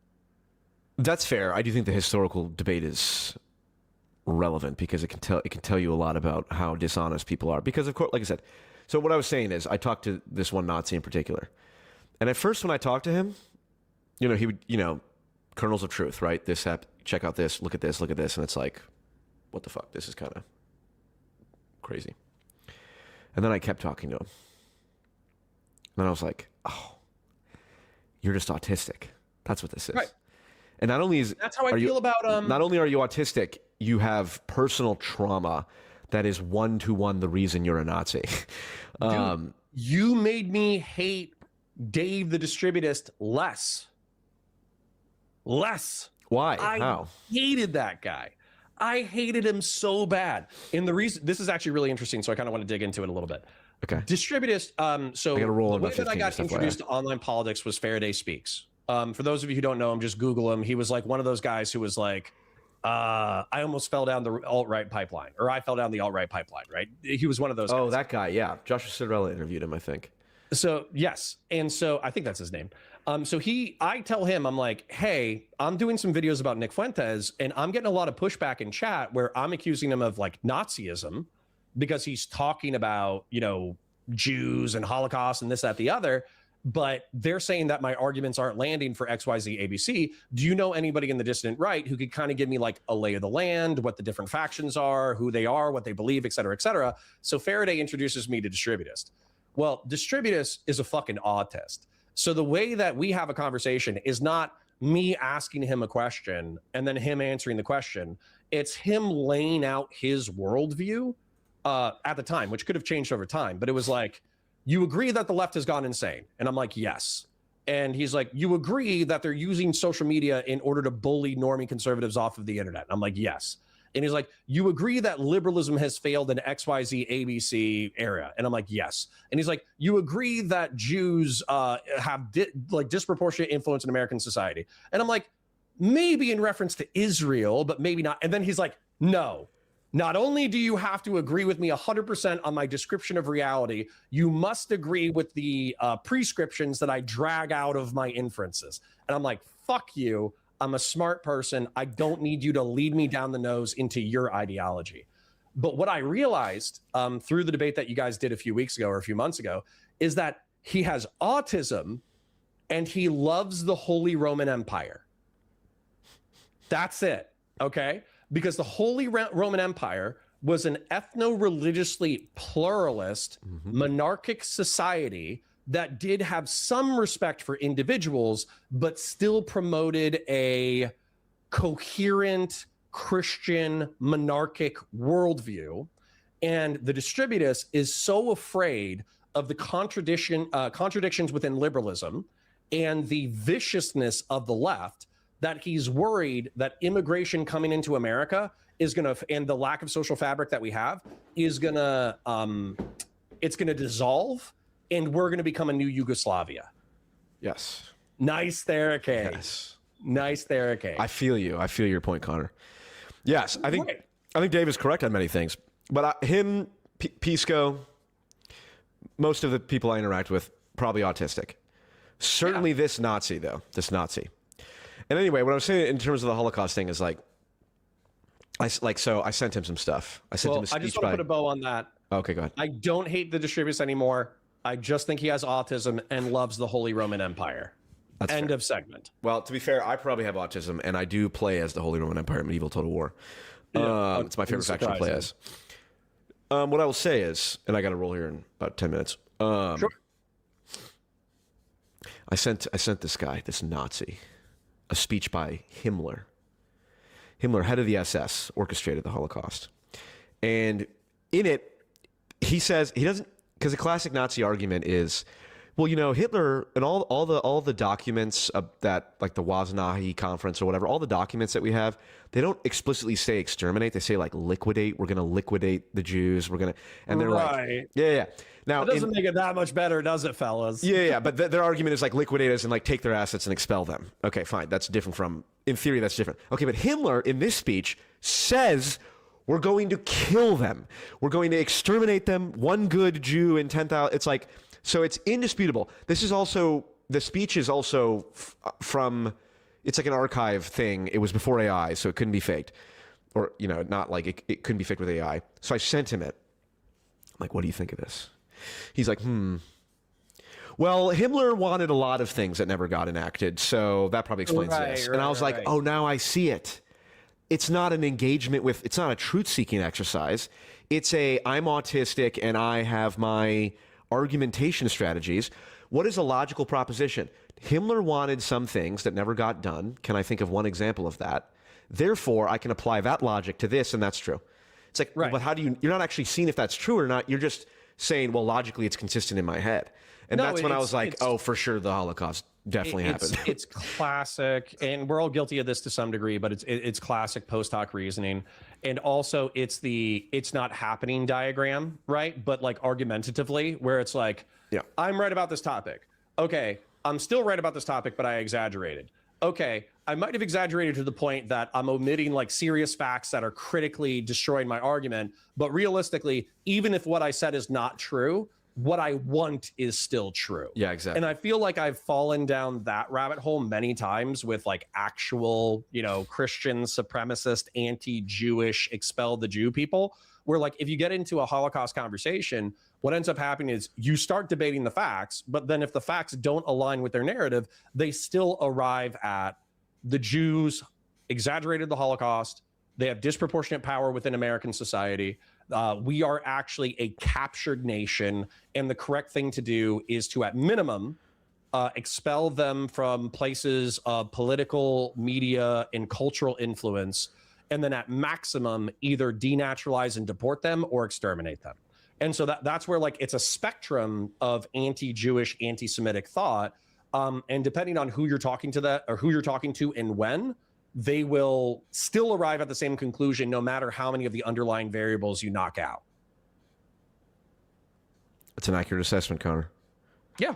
No, that's why I love these conversations, because I feel like what you know, we might begin with frustration, but we oftentimes arrive at least descriptive consensus, if not agreement on prescription. Of course. Now, see, you're listen, at the end of the day, Connor, call yourself what you want, but as far as I'm concerned, I see the darkness within you. The dark. Yeah, me too. The dark centrism. That is. No, I cheer for the Empire when I watch Star Wars movies. There you go. I cheer for the Marines when I watch Avatar films. I cheer for the War on Terror veterans when I watch movies that are critical of the War on Terror. I am, post-liberal, as you say. However, I concede to my liberal audience the fact that when somebody hears that, they don't hear, that's fine. Oh, there's a philosophical flaw at the root of liberalism that has to be addressed by other ideologies that enrich human life.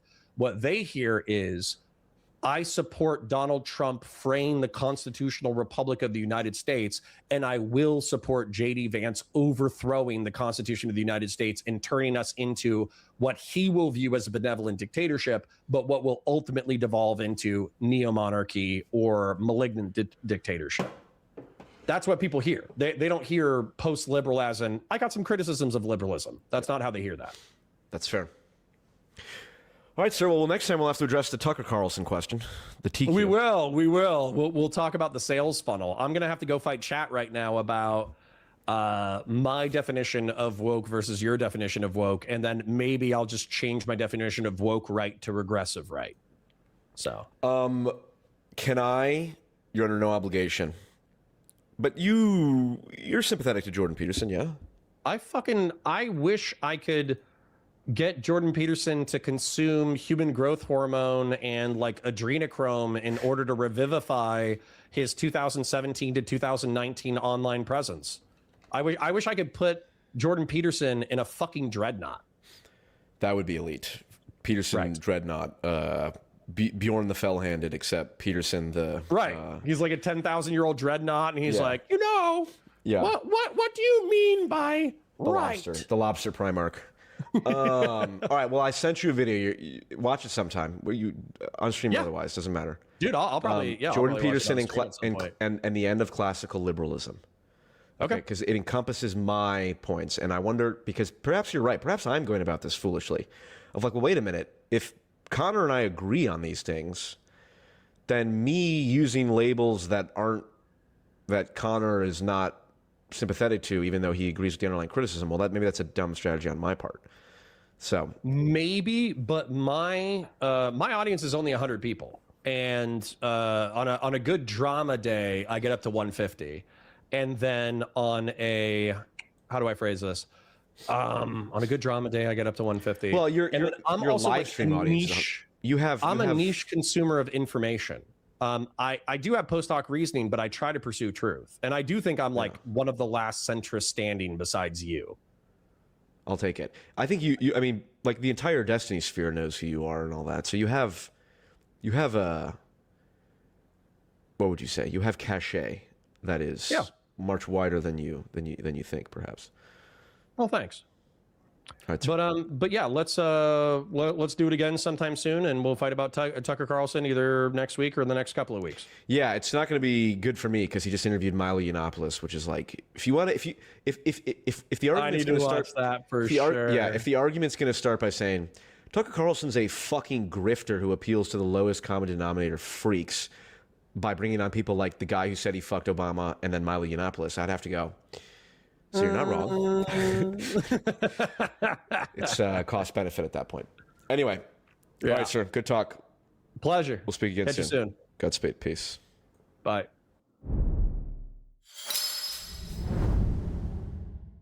All right. I parasocially love you guys. Like the stream, share it with your friends, engage with chat, super chats if you got them, memberships if you got them. Parasocially love you. Catch you in the next one. Bye for now. Mwah.